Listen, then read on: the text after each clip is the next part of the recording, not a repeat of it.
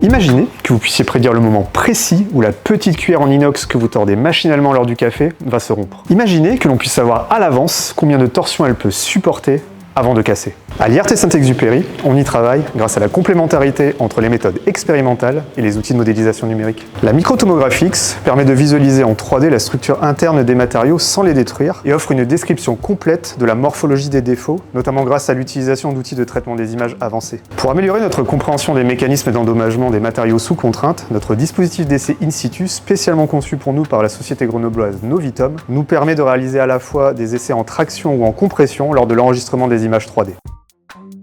Nous pouvons ainsi capturer l'apparition de défauts critiques et suivre leur évolution au cours de l'essai. À partir des séquences d'images 3D obtenues, nous pouvons identifier, développer et valider des modèles numériques de haute précision pour simuler le comportement sous sollicitation mécanique du matériau. Par exemple, nous cherchons à pouvoir prédire les conditions d'apparition et de développement d'une fissure au sein d'une pièce de structure et surtout, nous cherchons à les supprimer.